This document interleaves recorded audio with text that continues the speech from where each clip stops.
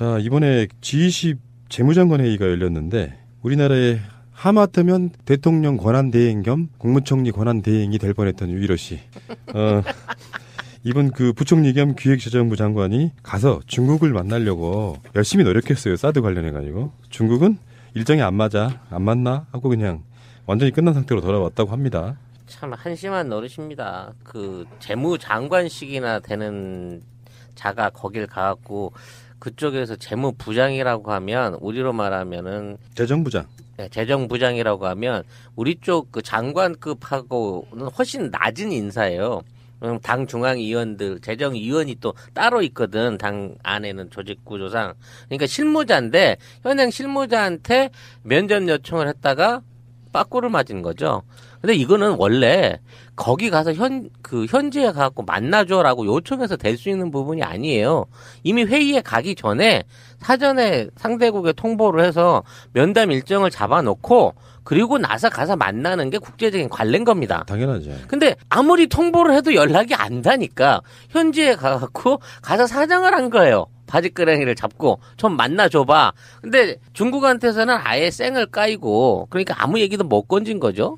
사드 얘기 해보려고 했는데 지금 미국 재무장관하고 만나서 10분 딱 만나서 했다는 얘기가 우리를 환율 조작국으로 지정하지 말아 주십시오라는 부탁 한마디 하고 왔다는 게 다라는 거예요. 이거는 국제 외교상 정말 총리야. 어찌 되고 보면 대통령 밑에 있는 부총리의 입장으로서 우리 갔던 사람들 중에는 제일 높은 사람 중에 하나라고 나머지는 다 재무부나 재정부 장관급이니까. 근데 거기 가갖고 미국 중국한테서 완전히 다 개무시를 당해버린 거예요. 이 유일호라는 인물이 불과 한 달 전에 미국 중국한테서 사드로 인한 어떠한 경제 보복은 없다라고 자기가 스스로 얘기했던 사람이에요.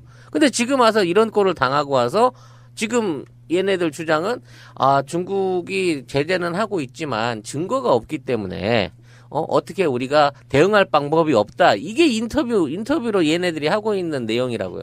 이런 나라에서 이게 무슨 외교입니까? 이런 게 나 진짜 뭐라고 말을 못하겠어. 창피해서. 부끄러워서. 진짜 일정도 안 잡아놓고 어떻게 한번 만나주면 안 될까? 이지랄하고 있는 거잖아요. 그러니까 어쨌든 저는 이게 이제 여러 가지로 분석이 될 수가 있는데 어쨌든 지금 가장 큰 현안 문제가 중국의 사드 보복에 관한 경제 제재를 어떻게 협상의 테이블로 가져오는 거냐. 이거 이제 첫 번째 의제 아니었습니까? 이제 부총리니까. 그다음에 두 번째가 이제 미국의 환율 조작국에 따른 미국의 환율 인상과 그다음에 경제 보복 등이 이제 산재되어 있는 것이죠. 그리고 이 두 개의 시대적 굉장히 중요한 시기에 지금 협상 테이블로 가져와야 되는데 미국 측에서도 알았다. 우리가 알아서 할게. 이 말을 듣고 왔어요. 그러니까 한국에 대한 경제 제재를 시사한 거죠. 답만 듣고 온 겁니다. 그리고 중국에서는 어쨌든 당분간 니네하고 소통 안 할 거야. 긴장감을 조성할 거야. 라고 이제 답을 듣고 온 거잖아요. 근데 이런 일이 왜 벌어지냐면요. 경제부총리가 유일호가 한 달 반도 안 남았어요. 임기가. 국제사회는 바보가 아닙니다. 굉장히 힘이 작동되는 한마디로 힘에 의해 움직이는 곳이 국제관계거든요. 그런데 사실은 박근혜가 탄핵되고 그것이 일반적인 탄핵이 아니라 국민의 성숙된 혁명에 의해서 탄핵된 정부의 관료를 국제사회가 만나줄까요? 일부러 만나지 않는 겁니다. 니네하고 그렇지. 만나봐야 의미가 없다. 어차피 한 달 반 후면 또 새로운 정부하고 협상할 거야. 니네는 아예 이 국제사회에 나오지 마. 이런 메시지인 겁니다. 창피한데 거기다 대고 생긴 것도 꼭 꼴뚜기 같이 생겨가지고 말이야. 그래. 생긴 거 가지고 차별입니다. 혐오입니까? 어쨌든 자르지 마십시오.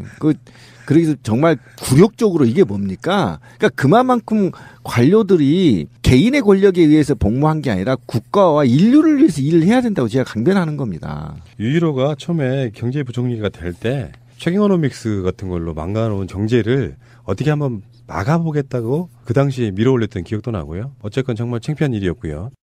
사드 보복에 관한 경제 제재를 어떻게 협상의 테이블로 가져오는 거냐. 이거 이제 첫 번째 의제 아니었습니까? 이제 부총리니까. 그다음에 두 번째가 이제 미국의 환율 조작국에 따른 미국의 환율 인상과 그다음에 경제 보복 등이 이제 산재되어 있는 것이죠. 그리고 이 두 개의 시대적 굉장히 중요한 시기에 지금 협상 테이블로 가져와야 되는데 미국 측에서도 알았다. 우리가 알아서 할게. 이 말을 듣고 왔어요. 그러니까 한국에 대한 경제 제재를 시사한 거죠. 답만 듣고 온 겁니다. 그리고 중국에서는 어쨌든 당분간 니네하고 소통 안 할 거야. 긴장감은 좀 건진 거죠. 사드 얘기 해보려고 했는데 지금 미국 재무장관하고 만나서 10분 딱 만나서 했다는 얘기가 우리를 환율 조작국으로 지정하지 말아 주십시오라는 부탁 한마디 하고 왔다는 게 다라는 거예요. 이거는 국제 외교상 정말 총리야. 어찌 되고 보면 대통령 밑에 있는 부총리의 입장으로서 우리 갔던 사람들 중에는 제일 높은 사람 중에 하나라고. 나머지는 다 재무부나 재정부 장관급이니까. 근데 거기 가갖고 미국 중국한테서 완전히 다 개무시를 당해버린 거예요. 이 유일호라는 인물이 불과 한 달 전에 미국 낮은 인사예요. 당 중앙위원들, 재정위원이 또 따로 있거든. 당 안에는 조직구조상. 그러니까 실무자인데 현행 실무자한테 면접 요청을 했다가 빠꾸를 맞은 거죠. 근데 이거는 원래 거기 가서 현지에 가갖고 만나줘라고 요청해서 될 수 있는 부분이 아니에요. 이미 회의에 가기 전에 사전에 상대국에 통보를 해서 면담 일정을 잡아놓고 그리고 나서 가서 만나는 게 국제적인 관례인 겁니다. 당연하죠. 근데 아무리 통보를 해도 연락이 안 다니까 현지에 가서 사정을 한 거예요. 바지끄레기를 잡고 좀 만나줘봐. 근데 중국한테서는 아예 쌩을 까이고 그러니까 아무 얘기도 못. 중국한테서 사드로 인한 어떠한 경제 보복은 없다라고 자기가 스스로 얘기했던 사람이에요. 근데 지금 와서 이런 꼴을 당하고 와서 지금 얘네들 주장은 중국이 제재는 하고 있지만 증거가 없기 때문에 어떻게 우리가 대응할 방법이 없다. 이게 인터뷰로 얘네들이 하고 있는 내용이라고요.